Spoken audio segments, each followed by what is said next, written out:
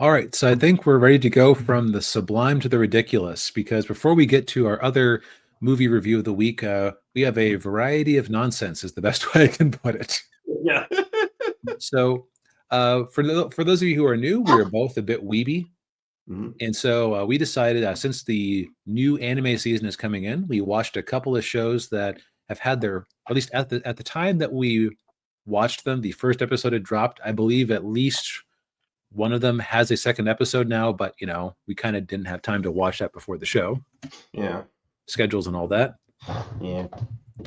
Um, so the first one we watched was, and the full title is "The Red Ranger Becomes an Adventure in Another World." Yes.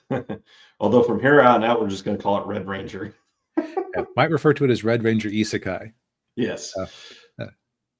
So this is one that. So I think I've mentioned this a couple times recently that I've just gotten very tired of isekai because, and there's like a few reasons why. Like there's never any tension from my perspective. It's always the same sort of generic Japanese teen or salaryman who's reborn in the other world. There's nothing interesting about either world, and Yeah. and since the character has been reborn, you might as well just have had a character who was born in that world, because it's not like they're ever going to go back. Yeah. Yeah. Most of it's just wish fulfillment. Yep. Meanwhile, this one actually has a premise.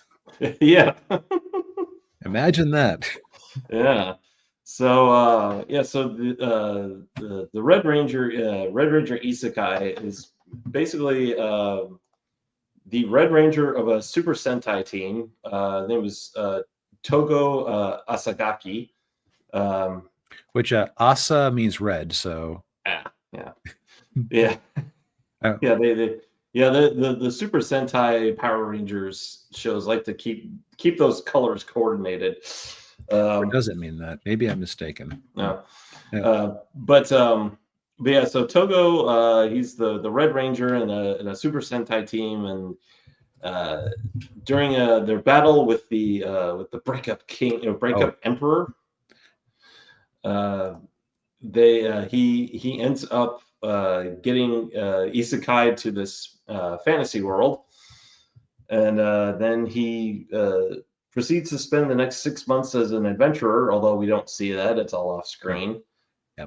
By the way, a quick what do you call it? Okay, so it's never mind. Asagaki is just a ordinary surname Oh, okay. with Asagao meaning morning glory, but I'm not sure if that's related or not. Moving on. Sorry to interrupt. That's all right. Yeah, so I think the funny things about that is, it's the Breakup King versus all of his powers, like, or at least all of his weapons have like wedding or relationship based uh, meanings or names. Yeah. Um, and like because it's the bonds of his team's friendship that brought him in, or that gave them their powers. Right. Yeah. And so then he gets work gets a job opportunity with a what would we call it? Wizard princess, I guess. Yeah, named Adola Avon. Yeah. And and they so she has this little audition where they have to fight one of her golems, and all these adventurers just get their butts kicked. But Togo, he deals with it very easily because he can, he still has his Sentai suit and all the powers and everything. Yep. And so they go off on an adventure. Their initial adventure is to mine some rare minerals, but by the end of it, they're working towards getting him home. Yes. Yeah. And she wants to adventure with him so she can try to reverse engineer his amazing Sentai powers with her own magic. Yeah, and and it's very there's a lot of kind of parody or spoofing of Sentai shows. Like every time he morphs, the explosions go off, and she's like right behind him. You're like, "Hey, what are you do that when I'm right behind you. Yep. And you also just have like her just questioning, why are you posing like that? Yeah. What's with these names? Yeah. Or they get into the Megazord, and then her brain just breaks. Like, Yeah. What's going on?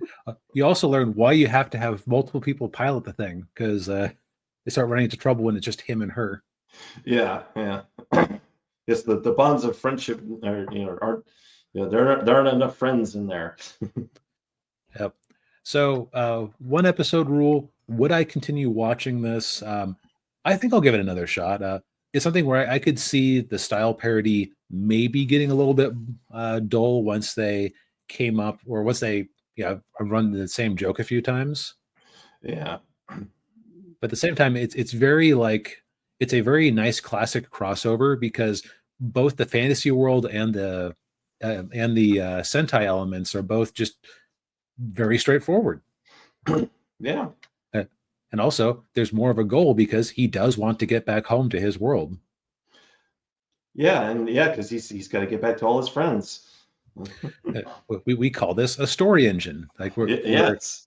it gives him a clear goal that he's going to, besides beat the bad guy. And so that means that you can possibly have things happen in the future, like, oh, a bad guy offering him, oh, this trinket can transport you anywhere, but I demand that you give me your transformation gauntlet or whatnot. Yes, or somebody stealing his transformation stuff. Yeah, his gauntlet. Yeah. Right. And by the way, so I've ended up watching quite a bit of Kamen Rider and Ultraman because of some friends of mine. Not Super Sentai, because Super Sentai is often directed at the smallest of children. Mm. But I can tell you that this is a pitch perfect style parody of Japanese action TV. Yes. You could even sell the toys that he's using to transform, because they are very toyetic. Yes. Yeah. But I will do a minor complaint. One of the maneuvers he does is clearly a rider kick, not something that from Super Sentai. Oh. So, although I think they probably all steal that at this point, but yeah. Nerd. Nerd, yeah, guilty, yeah. So if it's like a lot of light novels, it has an overly long title. Just do a search for Red Ranger Isekai, and it'll come up. It's currently streaming on Crunchyroll. If you have any affection for Power Rangers, or just want to see something kind of fun and high octane with good animation, I would say give this a go. Yeah. Yeah, I'll keep watching it. I'll keep my fingers crossed that it doesn't fall into the usual isekai, traps. Yeah, I would say it's okay. Just from this image I found here, I am mildly encouraged, because the way they're kind of framing these characters around him, it's almost more like you would frame villains rather than, because like you have our main pair here in the center as the focal point. And this guy is not his waifu. This thing back here doesn't look like a waifu. This is not the tip. It may go harem. We'll see. Yeah. That would probably be the death knell, considering that it's all supposed to be about binding together, and not like that, you perverts, but relationships and whatnot. So here's hoping that if it is a romance story, he keeps true to Eyebrows Lady here. Yes. Yeah.